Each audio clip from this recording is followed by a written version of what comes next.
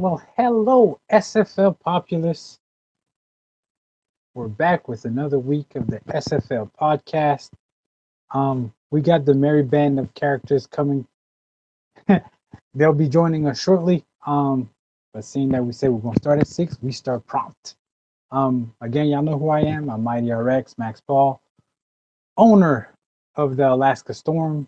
The usual co-host is on assignment this week. Again, he's getting very famous, and they're utilizing his skills, against this week. So hopefully next week he'll be able to join us. But in the meantime, I'll hold the fort down until the rest of the guys catch up. We'll be touching upon the conference semis, all 4 games. We'll be touching upon some new developments, and getting everybody's opinion and so forth, thoughts on said development. So on the call with us we have Liam. If you'd like to say anything to the folk. Hello. Yeah, you got me on, Mighty. Awesome. So Liam's gonna be me, you and I for right now until the rest of the guys jump in.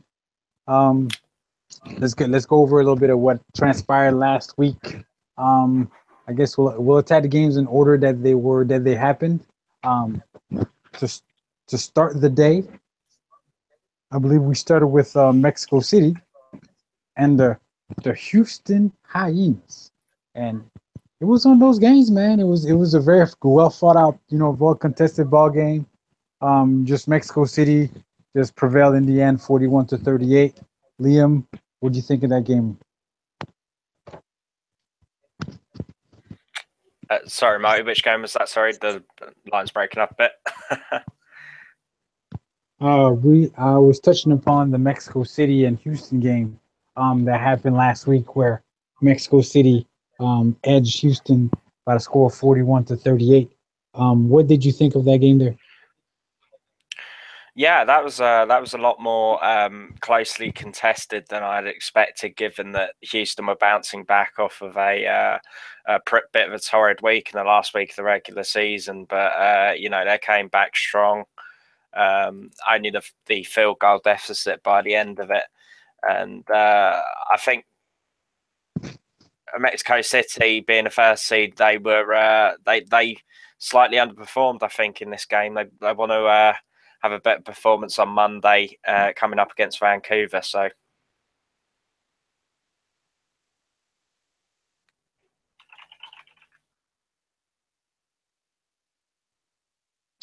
And it was a case of where Mexico City just hit on a bunch of big plays, man. Because the contest looked like it was going to be close. Like Houston was going to be able to, give them a fight. And it was just Mexico City and just big plays everywhere, whether in the passing game or in the running game.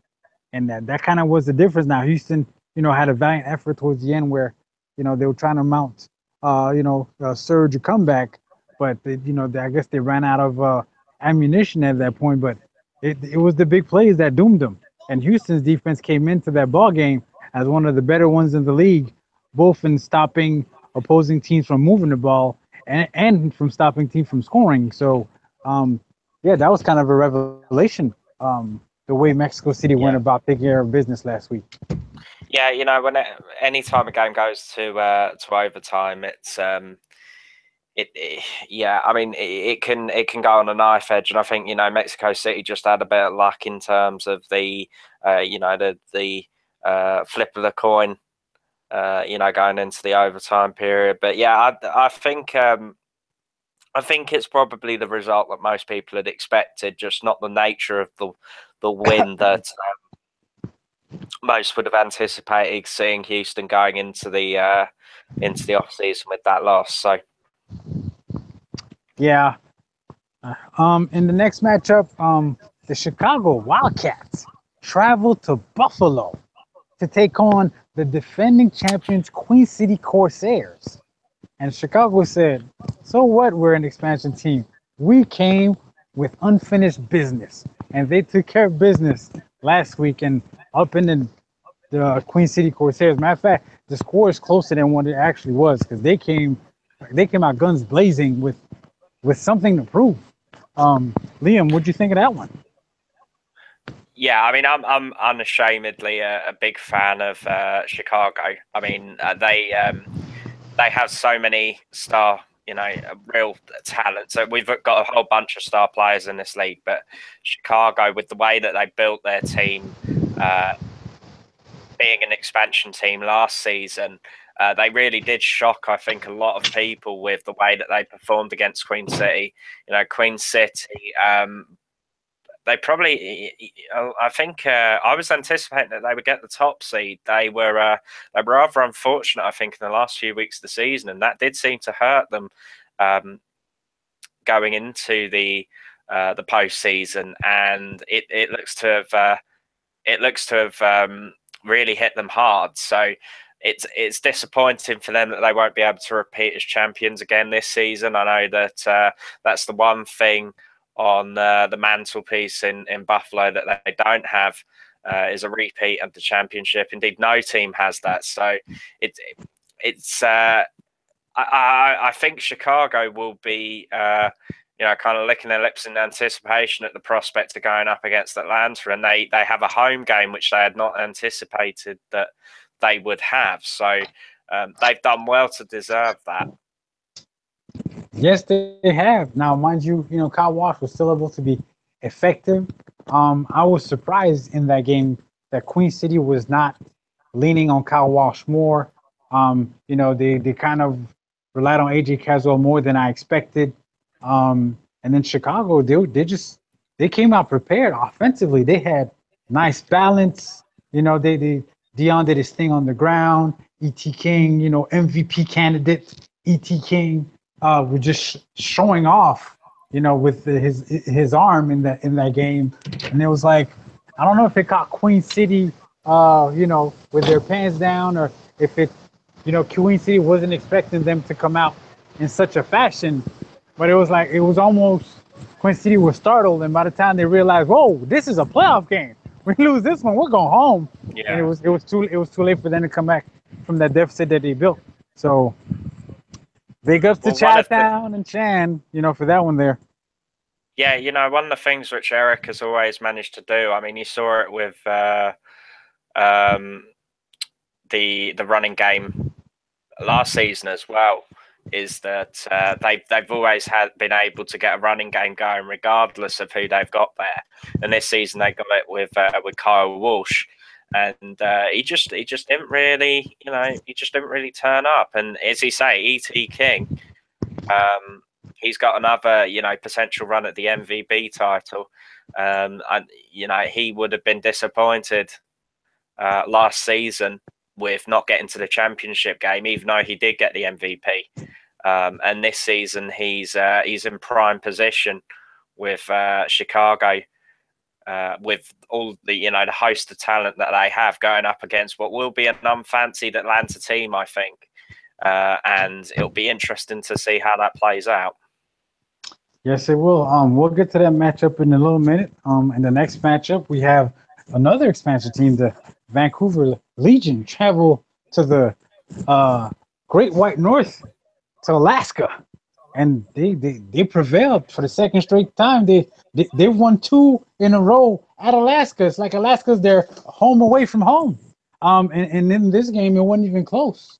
Liam, I'll touch upon what I saw in this game. Liam, go ahead. Yeah, I think we anticipated on the podcast last week that this was going to be I think more closely contested than we anticipated.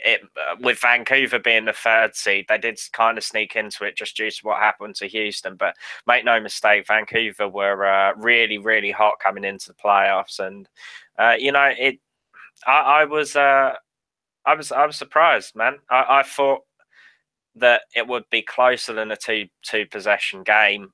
Vancouver just kind of stuck the boot on your neck and wouldn't let go. So it was it's going to be interesting to see what happens when they come up against Mexico City, because I think that's probably maybe a bridge bit too far for Vancouver. But this week against Alaska, if it's any indication, they're going to be no pushovers.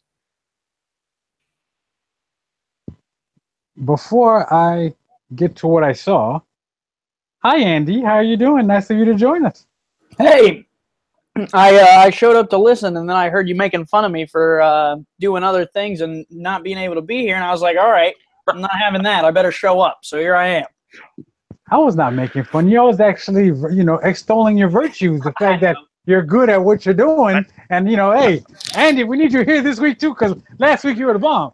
I think the real reason is he knew his match was coming up next, and he wanted to come on to brag about it, because otherwise he wouldn't have gotten the opportunity until like the next week's podcast, and then after the season's all said and done, we're going to the off season. He doesn't get a chance to do it. So let me get out. I'm sorry, Andy. Oh, go ahead. Oh, I was just going to say, obviously it's good to get a team win, but honestly, I was surprised with the way that game played out. I don't think anyone, me included, expected to go into Alaska and play like the way we played. The ball bounced our way a couple of times. Obviously, I'll take it. I'm not complaining by any stretch of the imagination, but an odd game for us that, I thought was going to come down to a possession, kind of like the last time we were in Alaska did. And it came out differently, but I was shocked with the way that game played out. Going into that game, the plan was to take Ivan away and force Tom Pepper to beat us. And it was one of those, okay, which stars are going to show up and which stars are going to kind of freeze in the limelights. And more often than not, it was the guys that's supposed to be acclimated to cold weather that froze in the limelight. And conversely, the goal line stands that the Legion had, kind of are the tail of the tape. If instead of kicking those I believe 3 field goals, Alaska scores those touchdowns, the game might unravel differently. So for sure. Kudos to Vancouver for putting their players in a position to succeed, and boo to Alaska for putting their players in a position to fail. And hey, big ups to Vancouver. Hopefully y'all are ready for this upcoming matchup y'all got coming this week against Ramos and the Aztecs. So Shan, look at that. We got another expansion winner, Shan Varner. Go ahead. Do the was it the belt, the fake belt you got on right now? Go ahead. Brag. It's okay. I ain't mad at you. Shan, what'd you think of that Alaska Legion game? I thought it was pretty good. I really expected the defense to hold up a little bit better from Alaska, but all in all, both series of downs, they were moving the ball pretty well, but it was Vancouver's day. Okay, and in the last, but certainly not least, and this one was the most surprising of all the games to me last week, was this Atlanta Swarm and Tallahassee Pride. Just the way Atlanta came out and played defense was just like they came with such, how can I say, it felt like will, like they willed themselves to win. It's like they stepped on the field on foreign soil and they were like, man, this our time to shine, and they took full advantage of the spotlights that evening. They defeated the Pride 38-13. The Pride were coming in, I believe, with the number 1 seed in the East. Shan, what do you think of that ball game? Well, I honestly thought that Tallahassee was going to, do some damage with J. Calvin Kim, but Atlanta did a really, really great job. Mark does a great job as a coordinator with the defense, and I mean he's right up there with you, Mighty. I think with defensive strategy. So him shutting Kim down really was a big part of their defense and allowed their offense to get started. So, I mean, it was a great game. Andy, what'd you see? I think with the way that the seeding kind of worked out in the Eastern Conference, I was a little nervous for Atlanta's sake going into the game. Jake Alvin Kim has kind of had such a big year as a halfback for Tallahassee that I kind of expected him to play almost a bigger role in the game. So that was a little surprising to me as the game played out. And me and Shane were talking about it. DeMar Woods and Atlanta just kind of, and you were saying it too, Mighty, just kind of came to play and started off hot. And then once they were kind of ahead, the defense kind of balled out and just kept, forcing Christensen into some bad throws, forcing Tallahassee to make tough decisions. And at the end of the day, Atlanta just came out and had a better scheme, and it worked. And it's surprising. I don't think many people pick the number 4 team to upset the number 1 team in the Eastern Conference at the end of the day. But it happened. And I think, now that we have to kind of consider Atlanta looks a little bit like a powerhouse. I mean, if you can put the number 1 seed in the Eastern Conference down like that, you got to be careful counting them out in this next game. Liam, what'd you think about this ballgame? Yeah, I mean, they you see it from time to time with maybe some unfancied teams in games such as this. Like, you'll get to half time and there'll be a bit of a lead. And I know for a fact, actually, because we had this kind of situation in St. Louis against Tallahassee. And what Tallahassee will do is, even though they're down at half time, they'll grab the game by the scruff of the neck and pull themselves back in. And, Atlanta just didn't stop. They're up by, about 20 points in the, the beginning of the fourth quarter. And at that point, you're thinking, well, this is going to take like a huge turnaround, like one that we saw last season between, you're well aware, Mighty, with the Hyenas and Alaska. I mean, you have to really you look at the offense for the Swarm, and I think that's probably what the big key difference here, because they had 488 all-purpose yards, and especially the rushing game, 296. It's huge, just a huge game from BDG Hollywood. And as Andy says, you really can't write them off for this week coming, because conference championship game. I know that Sham will have been doing some pretty heavy scouting of that game to try and figure out where exactly he's going to put the focus on defense. And I think it's going to be primarily focusing on stuffing that run and stopping Hollywood from getting the traction that he needs. Yeah, in this one, Atlanta if they came to play, Ludacris was playing with his hair on fire for the entire game. He was just in Tallahassee's backfield. It felt like it was almost like he knew what plays they were trying to run. He was in their huddle. It was Luda kind of led their defense, and that's basically was all she wrote.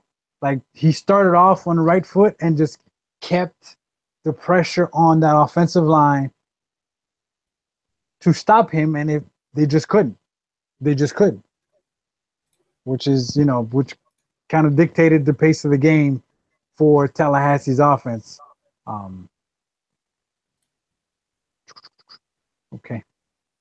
Now we have 2 great matchups for Monday night. Yes, I said Monday night, not tomorrow, folks. Monday night. 2 awesome games. In the East, we have the Atlanta Swarm traveling to Chi-Town, the Windy City, to face off against Shan Varner and the Chicago Wildcats.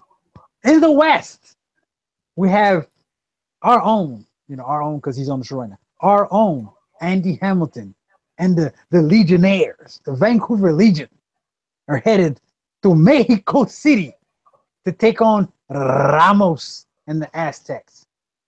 Like, which side of the league would y'all want to start on, East or West? Because we got to do a little breakdown action right now. West. All righty, we're gonna go in the West. Shan, since you felt like starting there, give me a breakdown of what you think, what you like, and how it's gonna go. Oh, you know what, Shan, I'm sorry, didn't mean to cut you off. Last week I made a point to say that a lot of us favored their home team. I'm guilty as charged because I took all 4 home teams.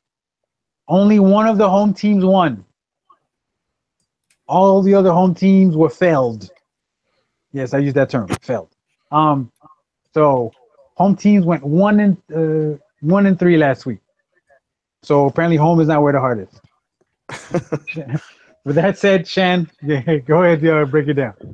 Well, I mean, I like this matchup between Mexico City and Vancouver. I think Vancouver has a really good shot of upsetting Mexico City, but Ramos is a veteran at these playoff matchups. So, coming into this game, I think that Vancouver just has to stay balanced on offense. Defense, they do a great job of stopping the deep pass. They keep everything underneath them. I think the tell to take for me is going to be if Sanchez getting going early and keeping the defense honest and allowing those big plays down the field and over the middle for Vancouver is going to play a big role into this game. Mexico City, they got a star kicker, but I don't think you're going to win this game with kicking field goals. I think you're going to have to get the ball moving early and get the ball down the field and keep the score relatively close. Liam, if you'd like to break this down a little bit. It's. I think it's going to be an interesting situation to see whether or not Mexico City can be stopped on the run. Bray Bentley's probably one of the premier, top candidates for MVP, and I think Mexico City now with the situation in the East with the 4th and the 3rd team facing off, this is really going to be the best chance to go on and win the championship now. Vancouver, I think it's been a great story this season. Always great to see expansion teams do well, and we've seen that on both sides of the brackets this season. But I think this season it's going to be a Mexico City winning the conference championship and an SFL championship for them. But it's been a great season for Vancouver nonetheless. Andy, I know you're involved in this one. If you just want to, give us a brief synopsis of what you ain't got to tell us your plan of attack, but just, a brief, synopsis of this matchup that's coming ahead Monday. Right. I think it's interesting, that people are, counting us out in certain regards, which is fine. New team, Ramos obviously knows what he's doing. He's been an owner in the league for a long time, along with Matt Wilson. They've had, their championship day too, so they know what it takes to get to a game like that. But on the same regards, I think the run that we've been on is incredible. Through the first 4 weeks, we at one point, we're 16th in the power rankings. And then to the point that we've made it now, it's been such a transition and such a learning experience to, watch plays, watch how they develop, and scheme with the right plays and actually have the time to sit down and look at what plays, specifically are working, not working. Because those first 4 weeks, I was on the road, I was moving. And now that I've kind of been able to settle down, I've been able to focus a little bit more on the playbook. And so, I think in looking at this matchup, I think there are mismatches in places. It's not something where everything is, it's not something obvious, but there are small things I think that if, even, for Mexico City, if they can take advantage of, or if I can take advantage of against them, this could go either way. But I'm expecting a close matchup between the two of us. And it, again, the greatest part about this league and this engine is that, small things can change facets of games, fumbles when you don't expect it, interceptions off of tips, stuff that you can't really script or predict for. You just kind of have to roll with what the punches bring. And so in the game on Monday, I expect, a close matchup that might be decided by one of those, finicky plays. But I'm excited. I'm confident. And I really think that we have a decent shot of pulling out the win. Well, let me jump in there real quick. I did pick the Legion to win this game. So if there's any doubt, I picked them last week against everybody else. So I'm picking them again this week, probably against everybody else. But, I think Andy's doing a great job. And plus I wanted to win, so I'll have home field advantage. Okay.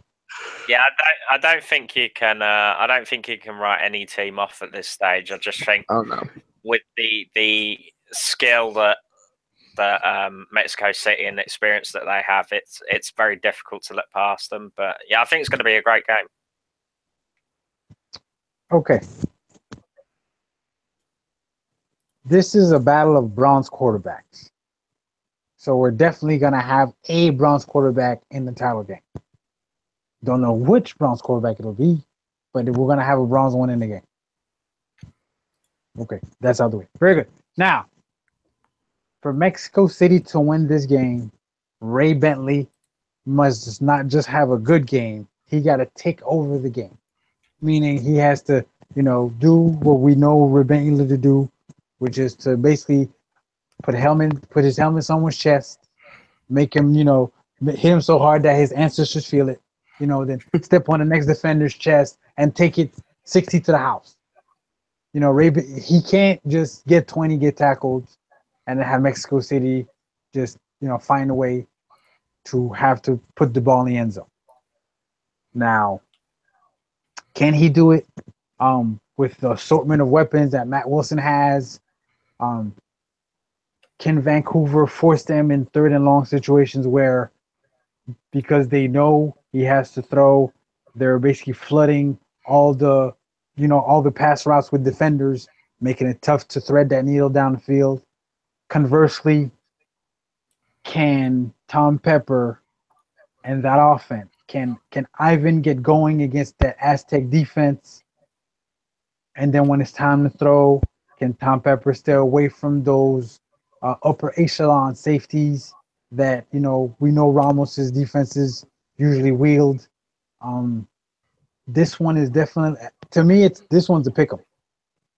With the way Vancouver's been playing lately, they've been playing with it, like a team on a mission. Ramos has been dying to get back to the championship game since season 5. This is his chance to get back there. Dude, this game's gonna be great. Yeah, expect me to pick? Okay, I'm gonna pick. It's a tough one. It's gonna be a close game. Probably a battle of whoever has the ball last. Because we've known Mexico City to, pull out, rabbits out of their hats with, Hail Marys at the last second. We've known Vancouver to pull rabbits out of their hats with 80-yard completions as time expires. So both teams, against adversity, they found ways to be successful. So I guess this is where the rubber meets the road. And I got to ride with the kicker. I like the Aztecs by 2.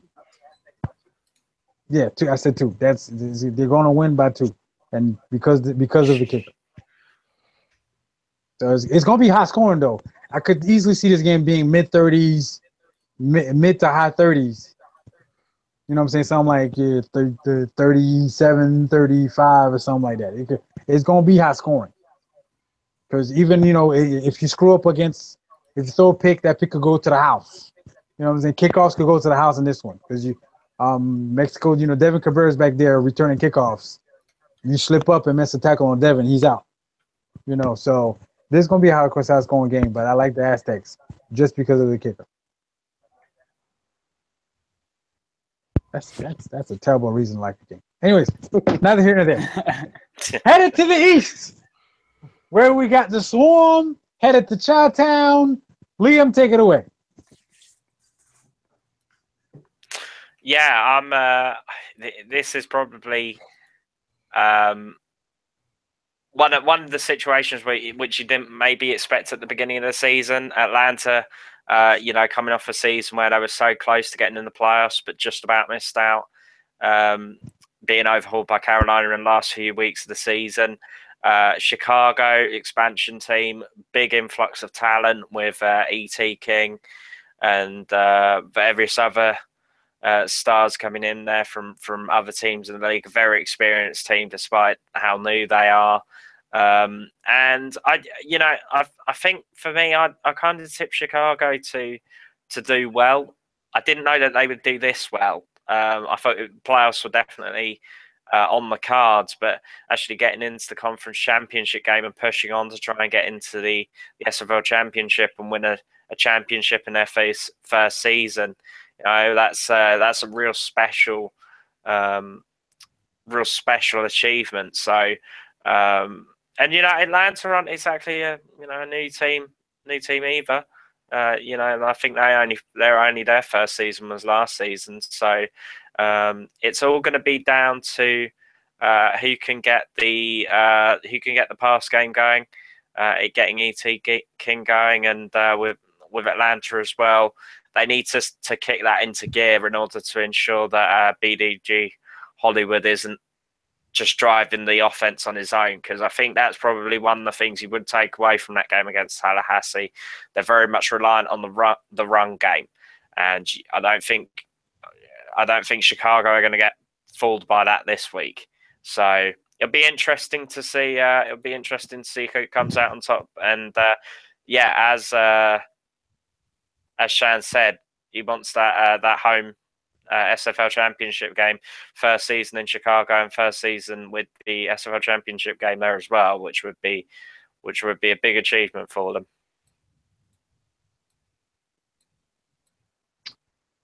Andy, yeah, what do you think of this game? I think I think this one poses an interesting kind of battle. Both of these teams kind of were on the upset train last week. So that, is an interesting kind of play between, a lot of people focused on Queen City, a lot of people focused on Tallahassee. Now, both of those teams are gone. You got to look at Chicago versus Atlanta straight up. And that's, different because, going into this week, you would assume that either Tallahassee or Queen City would have made it through, one of the two, but neither made it through. And so that's an interesting dynamic from the point of, Tallahassee and Queen City. Was it a product of good planning, or was it a product of them sleeping on Atlanta and Chicago and maybe making a lack of changes that could have benefited their team? The problem then that comes to this week is, neither of these teams are underestimating the other one at this point. Both teams have proven that they have the quality wins in them to this point. And I don't think there's too much of, like a clear-cut favorite. It all comes down to kind of how you prefer to balance out the team. Both of them have gold quarterbacks, so that's also an interesting dynamic with the way that the offense runs. Both have gold halfbacks. So, there's similarities here. The interesting piece that I think will kind of make the difference, I think, and, to the same credit, and I want to mention this too, it's both of these teams' first time in the playoffs, because Atlanta did not make it last season in their first year. So now, you have two teams trying to make their first SFL championship in their first playoff berth. There's going to be a lot of nerves from both sides. There's rookies on both sides. If I had to fathom a guess at how this would play out, I think that the veteran presence in Chicago and kind of the way that they've built their team, with their coaching staff that they've brought on, with the way that they, game plan week in and week out. I think Chicago has a little bit of an edge here.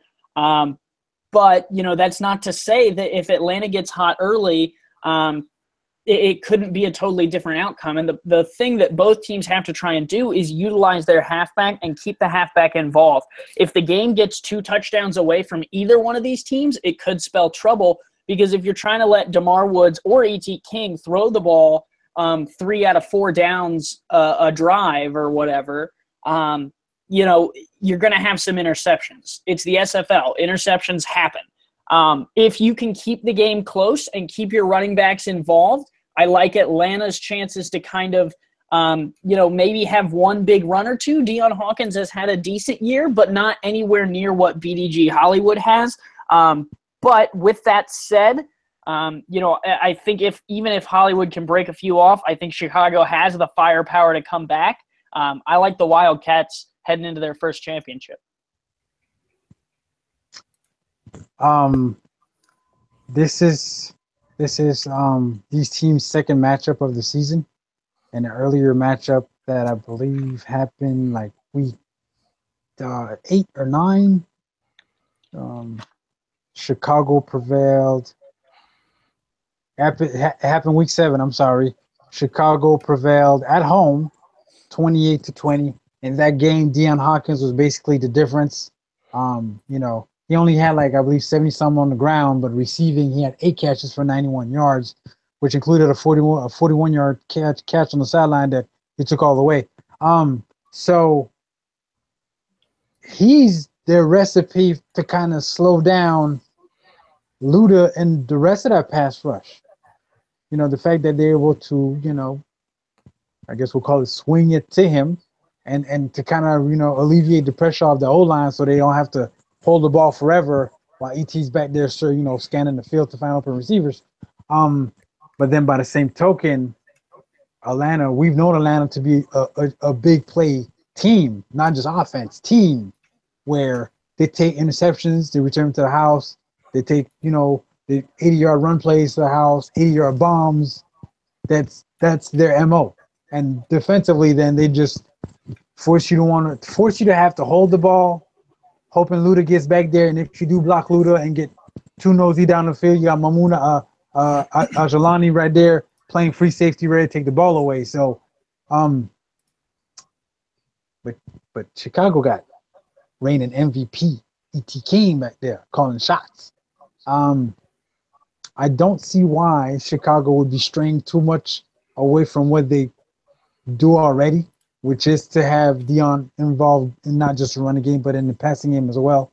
And as long as they continue doing that, I won't say they shouldn't have an issue, but they'll be able to kind of keep Luda at bay enough for them to prevail in this game. But it's going to be another tight ball game.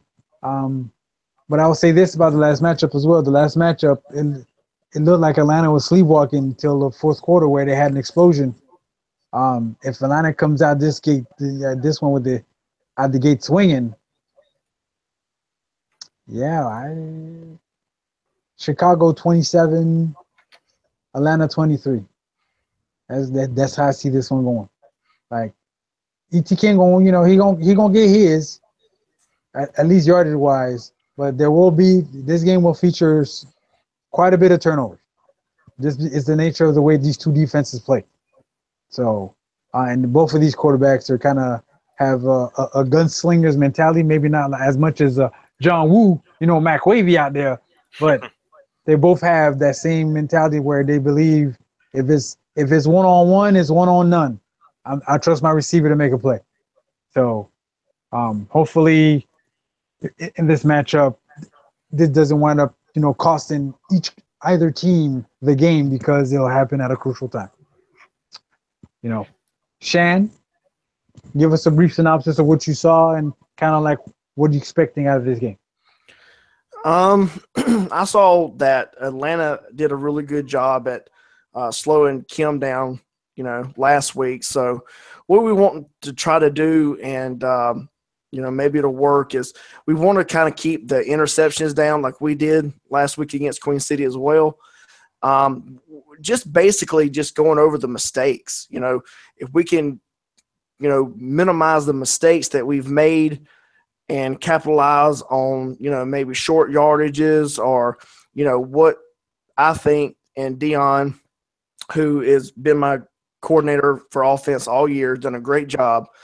And also E.T. King for stepping up on defense. He's done a great job as well. So I want to commend those two guys of doing a great job all season and getting us here to this point. But going back to what I was saying was just limiting the mistakes and capitalize on where I think and where the rest of my team think Atlanta is weak.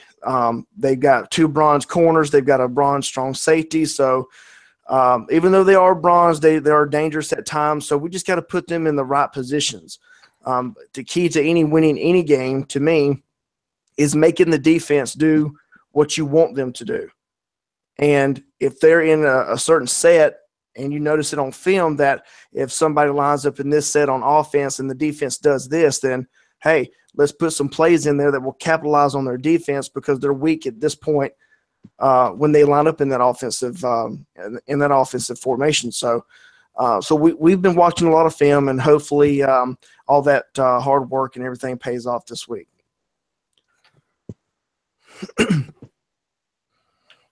Fair enough. So again, the games are Monday night. Okay, 7 p.m. Eastern. You got Vancouver, Mexico City. 9 p.m. Eastern. You got Atlanta at Chicago. Monday night, not tomorrow. I don't want to hear nobody you'll be in Discord tomorrow. Be like, where the games at? Someone's gonna ask. I'm just warning y'all. Monday night. So clear the evening schedule. Check with the wife or the girlfriend. Let them know, babe, I'm just sitting down, enjoying me some SFL action. Don't bother me. I'll catch up with you when it's done. All right. So Monday night action begins at 7 p.m. Eastern, 6 Central. All righty. Now, onto some, I guess, not sad. Just let me just get to it. We have 2 of our mainstays that have decided to step down as owners. I'm talking when I say mainstay, I say mainstay. You have one of the OGs, Mr. Ronnie Nickens, owner of the Dallas Law, Cleveland Stallions, Las Vegas Gamblers, Cleveland Vipers. Like OG, he was here before this thing was called SFL. That's how OG he was, or is. Ronnie, just thank you much for kind of setting the path, because you brought some ideas and concepts to the table that are still being implemented to this day. And without you, the SFL doesn't look the way it looks now. So big ups to you, my good sir. And before I touch on the next person, any word or two from y'all for Mr. Nickens that's stepping down right now, in your interactions with him or any one of his staff members, memories you might have playing against his team. Yeah, I mean, in our first season at Carolina Skyhawks, I didn't know who any of these guys were really, and Ronnie was really a good person to go up to and say, hey, I'm having a tough time. I'm losing these games. And he was always the type person of, keep your head up, let, God lead you in the right way, and he'll help you and that kind of stuff. So he was a really great mentor type person. And I appreciate that from him. Yeah, I think a lot of people have stepped forward and there's a lot of people who Ronnie has given the chance to in the league. He's always been one of my inspirations for giving people more of a chance. In a league like this, a lot of times people want the conversation to be about them. What have I done? My player, my team, my plays, etc. Not only has Ronnie given other coordinators, coaches. Mac Wavy Jr. is just the latest example of a guy who has kind of helped Ronnie by running the team, but Ronnie is also giving him the opportunity to learn and be prepared for the ownership spot that now Ronnie is handing to the next person. This is directly him now giving the ownership spot to the next person who's up. He's always given people a chance like that, as well as, not only not directing the attention to himself, but directing that then to God, which, is an incredible thing that he's doing, has done, always does.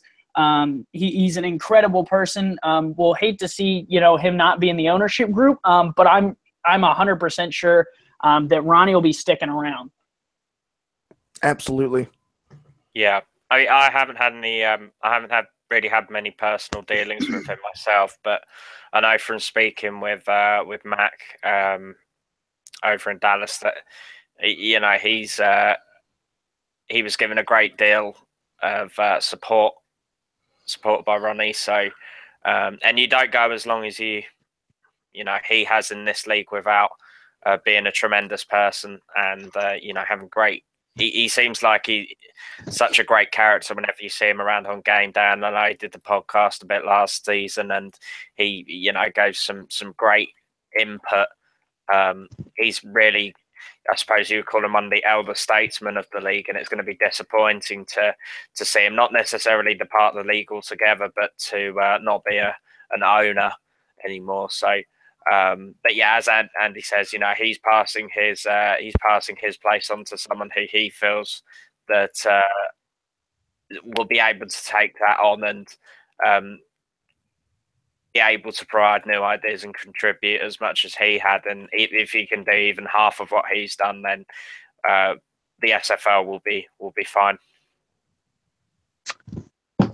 And we had another owner step down, who's been a mainstay for a long while, who is the reason why I'm the owner of the Storm, the reason why Ramos is in Mexico City, the reason why DR Sim is in Houston. TJ, owner of the Crabs, Tim Johnston, he's stepping down as well. He's been a big contributor. He came up with some ideas, and that as well are being implemented to this day, and help push the league, further than it's ever been before. So big ups to TJ. Thank you very much, brother, for the opportunity. To just funny because he came at me with like, hey, I got this league I'm part of. I'm like, what league? Man, like, all I need, you want to be on my team? Yeah. What you want to play? I'll be receiver, TJ. Just leave me alone. It's all right.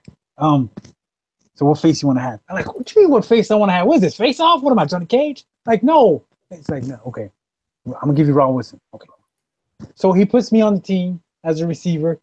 I'm a little kick returner. I'm like 5'2". I'm short, slow as dirt, whatever. And I'm starting to watch the game, and I'm like, hey, this is interesting, And then in the playoff game, I take a kickoff back to the house, and I Wayne Enzer changing the tide of the game. I'm like, okay. Now I'm paying attention, But then in that same playoff, that playoff run, I saw something defensively, and I'm like, what is this?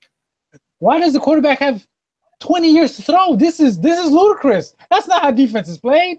TJ, I got the defense next season because I can't be affiliated with something that looks like that. And that's all she wrote. And that's the reason why I'm the owner of the Storm. Because TJ was not like, no, I don't trust you, my defense, or no. Here's the fact that I said I want to participate. He's like, really? Come on in. You're taking the load off my back by doing so. And so, like, that's what we need our owners to be like. When someone wants to be part of something greater, or someone wants to chip in, help out, don't be reticent. Don't be shorthanded. Take them under your wing. Give them an opportunity, because you don't know what you can't see. You see what you can't. What you can see. You're like, this guy doesn't know what he's doing.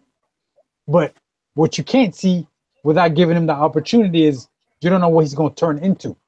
You don't know what kind of butterfly is going to come out that cocoon once, you know what I'm saying? But so again, TJ, I thank you, sir. I thank you. Mr. Nickens, same deal. I thank you, because without both of y'all, the SFL does not look this way. It will look quite a bit. I don't even know how it looked. I just know it looked different. So thank y'all for paving the way and us as the next up and comers, so to speak.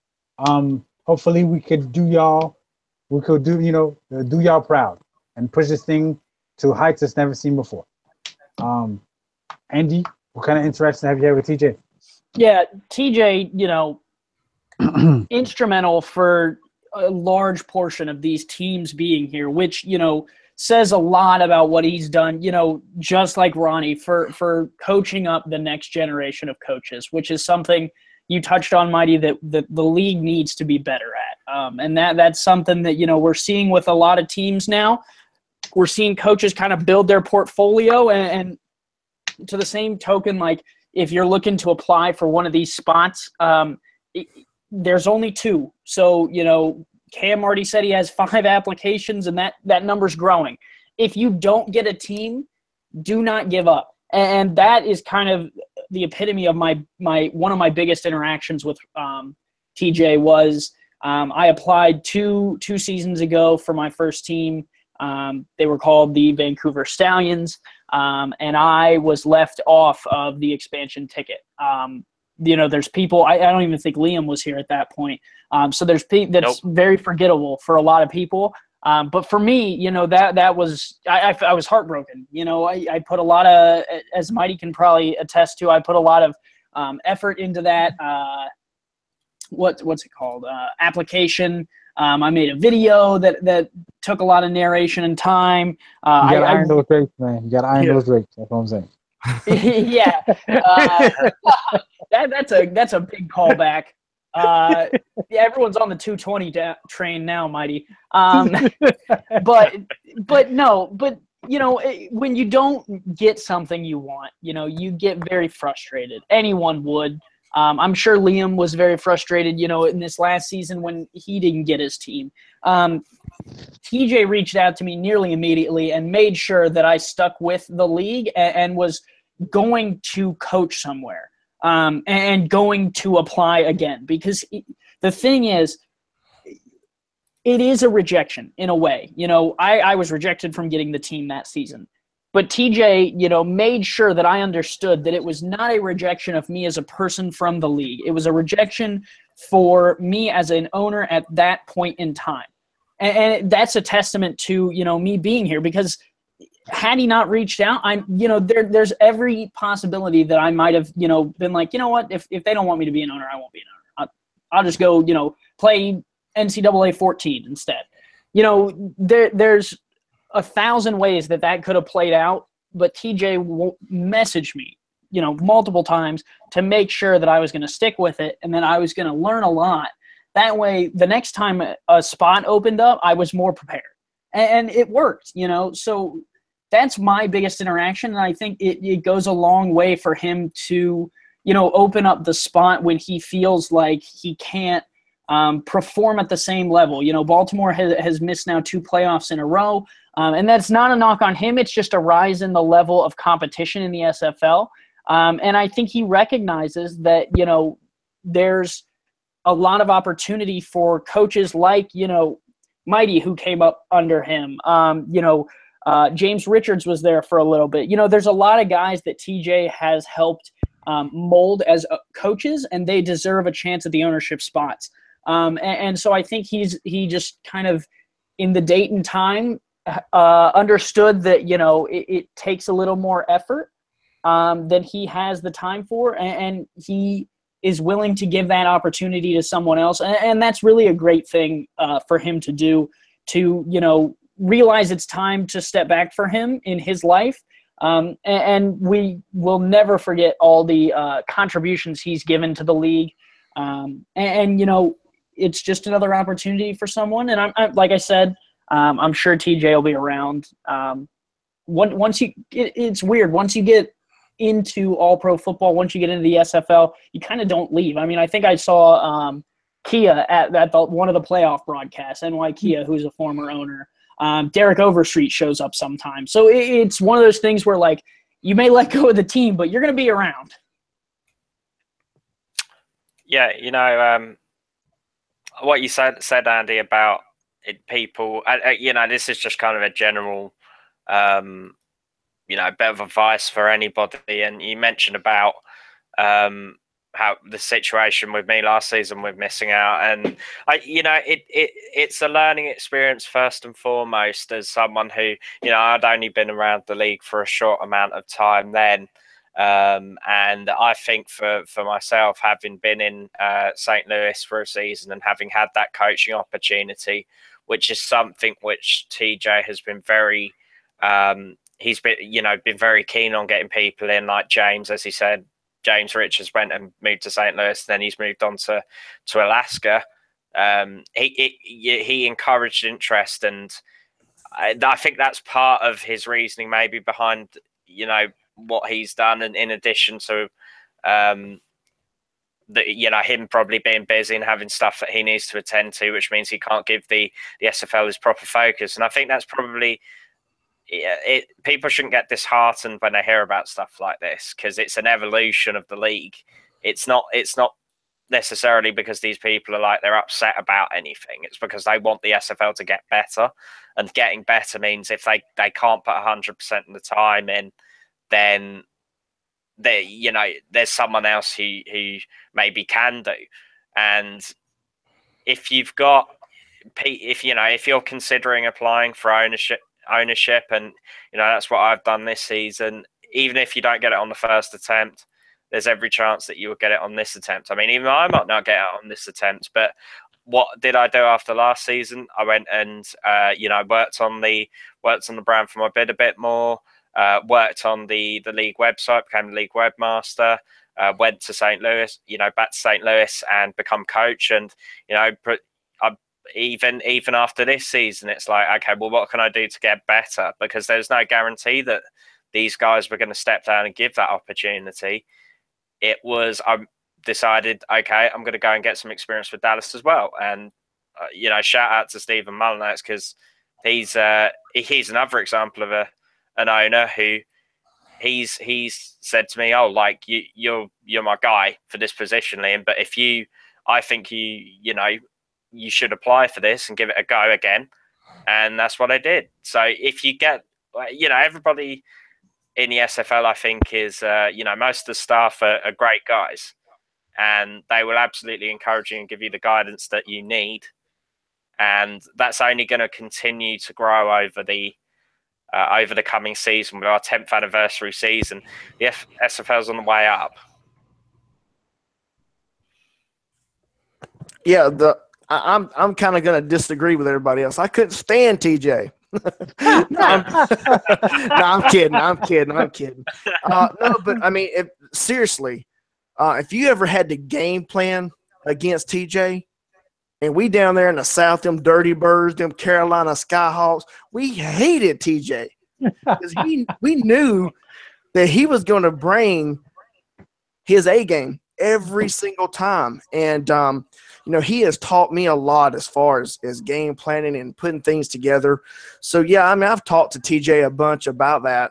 And it was really great to, I didn't get to have the experience that Mighty had or Ramos, but what I did get is hard work and never giving up and the dedication that it takes to, that's what these guys who are leaving, it's kind of disheartening to me, is because they gave such great dedication and leadership, and for us to follow in their footsteps, it's going to be very difficult. And these guys that are coming up now, these new guys that are trying to get spots, trying to get ownership, or just trying to get a coaching role, you've got to think how far the SFL goes back and how long it took us, me and Andy, to get here. to where we're at today and in the playoff race. I mean, that's one of the things you got to look at. You can't give up. You got to keep on getting better, because I started in season 6, Andy as well, and it's now season 9, and we have our own teams, and look at the success we've had this year. So not giving up, facing teams like TJ, like the very dangerous Ronnie, who could come out of the woodworks and be like a 0-10 team, and all of a sudden they beat you and keep you out of the playoffs. So you can't ever count these guys down, and to constantly work and get better. That's what they provided us. So I'm very sad to see those two guys go, but I know that in the future it'll work out for both of them. Well, to the same credit, Shane, I just want to jump in and add one more thing. I think people a lot of times will look at like kind of even the season 6 to season 9 success that you just mentioned, and how quickly that transition, because 3 seasons is nothing. We lost a lot of games. Yes. I think I think maybe together over our span in Carolina, we maybe have won like 12 games total out of those 3 seasons combined. So I think a lot of times it's easy to say like, oh, I can learn quickly. Learn from your losses, because that a loss has taught me 10 times more than a win ever will. Because when you win, you look at it and you're like, oh, I'm good. Like I got this. Clearly I've got it. And then if you lose, you're like, I gotta fix something. But in theory, it should work the other way. If you win, you should still be fixing something. And so that is another token to these 2 ownership spots, and to something that these great owners have learned and have put into expression, is that Ronnie and TJ both, despite losing games, continued to put the work out there on the field, continued to put in the effort, and it showed.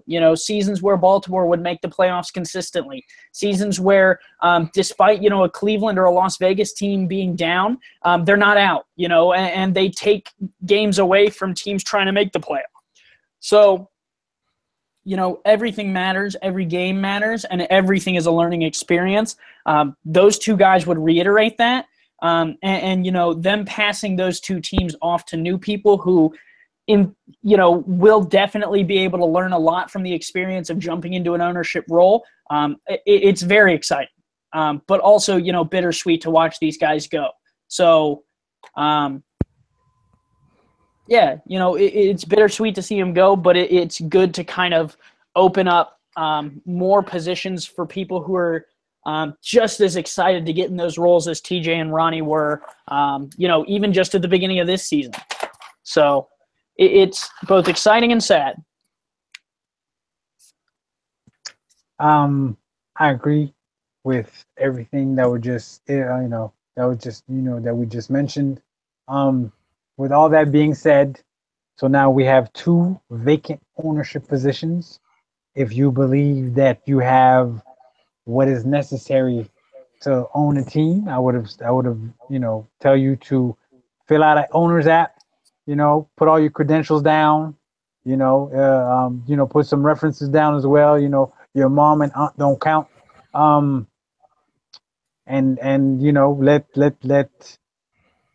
let the chips fall where they may. I believe we're still taking ownership applications right now. We should be starting to vote. I believe, I'm not 100% sure because Cam didn't tell us if we're voting this week or next week. Ownership applications I think are open till the 18th, and then it'll be announced on the 25th at halftime of the championship.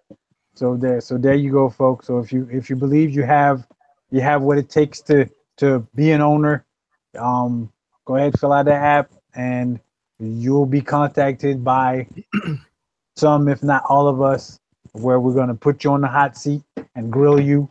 Hopefully you don't want to be in barbecue chicken. So just be ready. And to that point, if you're thinking about applying but you're kind of on the fence, message an owner because we've all had to apply at some point.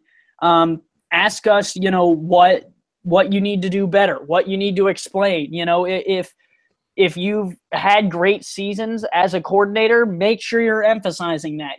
We try and keep track, but like there are times where I'm working on my playbook so hard week in and week out. Like I don't even remember who's doing what. I ask Mighty. I forget about the podcast happening half the time.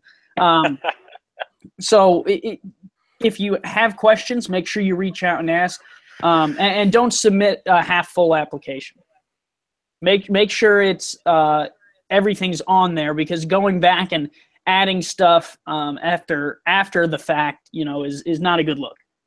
Yeah, and I'm going to add to that too. You want to make sure that before you send your application off and all the stuff that you're doing, make sure every I's dotted and every T is crossed, because you don't want to, just send a mediocre application. You want to give it your all and don't cut anything short, because that's what the owners are going to be looking at, is what you push to them. That's what they're going to be looking at. So if you take it lightly, they're going to take it lightly. And on that note, gentlemen, if you have anything else. Oh yeah, by the way, I believe SFL honors, we're going to start voting for that this week. So pay attention to the chat. I believe we're going to have a channel dedicated to that as well. So be prepared and on the lookout for that. Again, I want to remind folks there are no SFL games tomorrow. So if you got a honey-do list, take care of it tomorrow. Don't wait for Monday. Monday is too late. Monday we playing games. Monday helmets will be clacking. You know what I'm saying? Someone's going to get hit sticked. Oh, wrong game. Someone's going to get high helmet tackled. Monday, 7 p.m. Eastern, 6 Central. SFL action starts. Don't miss it. Be there. I know I will. I'll be driving and doing that. Don't tell the police. I don't want to get pulled over. But yes, I will as well. So hopefully we see y'all there. Gentlemen, if y'all got anything else to add, y'all go ahead. I'm good. Thank you. I'm good. I'll see you guys on Monday. For me, my All righty. No, I'm sorry, Liam. Go ahead. No. I just kind of reiterating what I said earlier about if it's worth submitting, as Andy said, ask questions if you need to. Everybody, anybody, even if they're not an owner, can give you advice and help you out. I'm more than happy for people to contact me and chat about what exactly I kind of got experience the expansion system anyway, so I can always help out if anybody needs it. Just give me a message. Very good.